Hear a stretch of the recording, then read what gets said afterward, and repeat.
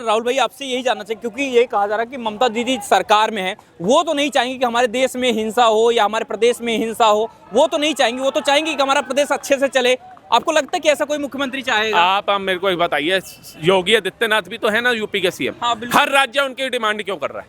आप मुझे एक छोटा सा एग्जांपल दीजिए, क्योंकि जनता को उनके काम दिख रहे हैं ना, वो गलत पे गलत कार्रवाई कर रहे हैं ना। अगर विकास दुबे आतंकवादी बना, देशद्रोही बना, राष्ट्रद्रोही बना, राज्यद्रोही बना तो उसका एनकाउंटर हुआ, अतीक अहमद बना तो उसका भी हुआ, मुख्तार हुआ तो मुख्तार का भी हुआ। लेकिन फिर बयान भी तो यही देते ना कि लातों के बाद बातों से नहीं मानेंगे। ये पश्चिम बंगाल में बयान दे रहे हैं, किसके लिए दे रहे हैं? मुसलमानों को टारगेट कर रहे हैं। वहाँ वक्त को लेकर मोदी जी कहते हैं कि पंचर की दुकान नहीं बना रहे हैं, आज भी पंचर बना रहे हैं मुसलमान। टारगेट आपका मुसलमान ही है ना?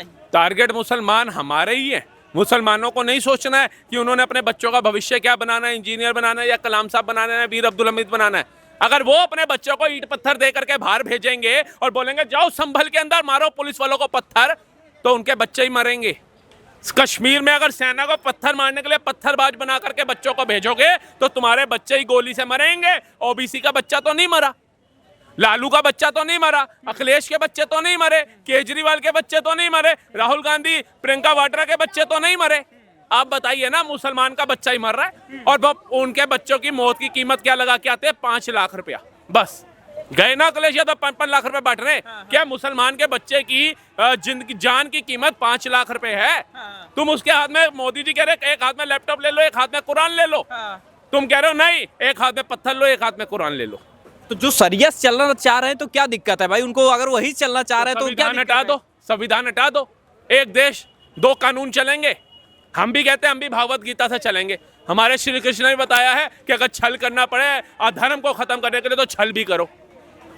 हमारे श्री कृष्ण ने बताया, और मर्यादा पुरुषोत्तम राम ने बताया कि मर्यादा से भी चलो, अगर चल सकते हो, अगर धर्म की हानि नहीं हो रही है तो हम चलना शुरू कर देते हैं अपनी श्रीमद् भागवत गीता के ऊपर, शास्त्रों के ऊपर, वेदों के ऊपर। पता चल जाएगा अभी कितना कितना नहीं है, दूध का दूध पानी का पानी हो जाएगा। नहीं, योगी जी का बयान आया कि कुछ लोग जो है संविधान नहीं शरिया के हिसाब से चलना चाहते हैं।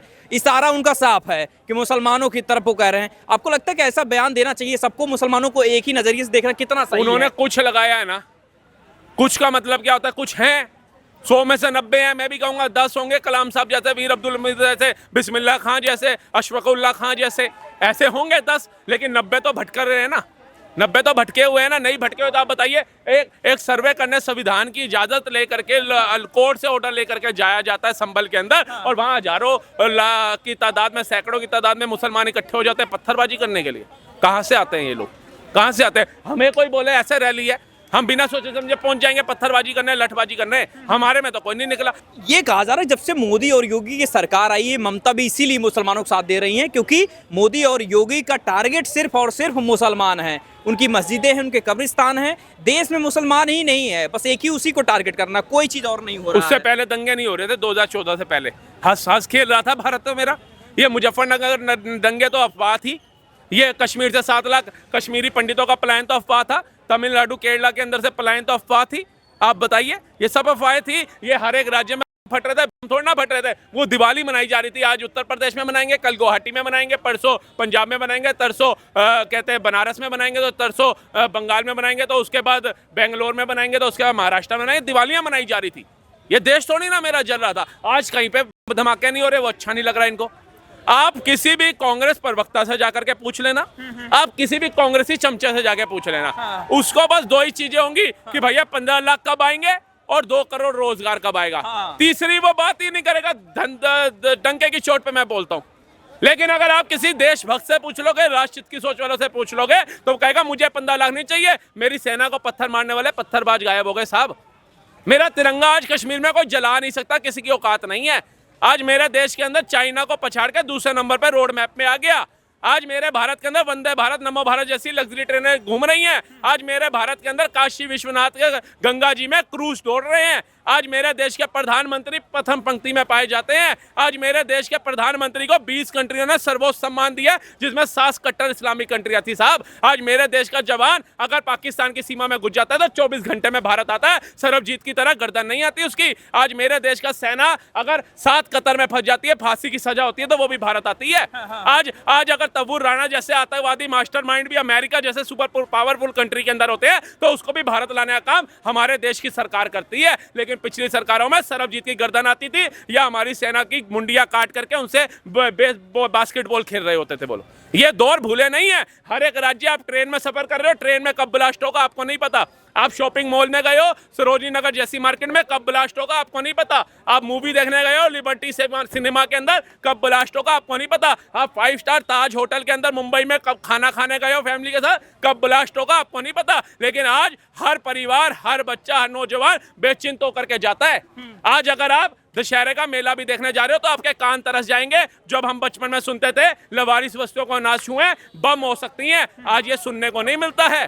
कहां से लाखों रुपए फीस दे देते हैं इनकी। रामनवमी में पत्थरबाजी करते हैं बांग्लादेशी आकर के, उनके लिए खड़े हो जाते हैं इतने 10-10 लाख 15-15 लाख फीस, हेयरिंग लेने वाले वकील। कौन दे रहा है इनको पैसा, कौन दे रहा है? आपको कुछ सीखना है ना, जाकर के देखिए बांग्लादेश में एक वो इस्कॉन के पुजारी थे, उनको वकील नहीं मिला, जबकि इस्कॉन कहां तक प्रचलित है, देशों विदेशों में प्रचलित है। उनको वकील नहीं मिला, लेकिन यहाँ तब्बूर राणा को वकील मिल गया, यहाँ कसाब को वकील मिल जाता है, या अफजल गुरु को वकील मिल जाता है, या याकुन मेनन को, और वो एक और था, उसको प्रधानमंत्री आवास में बुलाया जाता है। बेटा गर्मी में क्या कर रहा है 40 डिग्री, यासीन मलिक को कि यहाँ 40 डिग्री टेम्परेचर में तू बाहर क्या कर रहा है, आते को सेंट्रलाइज ऐसी मनमोहन सिंह के साथ बिठाते हैं।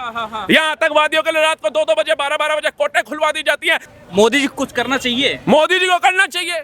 किस लिए मोदी जी? मैं कहता हूँ पंजाब के अंदर क्या इंदिरा नेहरू जी ने 2 बार वो नहीं लगाई थी क्या, राष्ट्रपति शासन नहीं लगाया था, वहां की चुनी हुई सरकारों को बर्खास्त नहीं किया था क्या? भाजपा की खुद की चुनी हुई राज्यों में जब सरकारें थी उसको बर्खास्त नहीं किया था। अगर आपको लगता है तो लगाओ ना। पहले डॉक्टर बहन के साथ घिनौना काम होता है, बोला जाता है ये इस्तीफा देगी, मामले को टाल दिया जाता है। आज 500 से ज्यादा लोगों ने पलायन कर दिया, आज उनको अपने ही देश के अंदर रिफ्यूजी बन के रहना पड़ रहा है। तो धिक्कार है ना ऐसे भारत में, काहे का हम डंका बजाते हैं?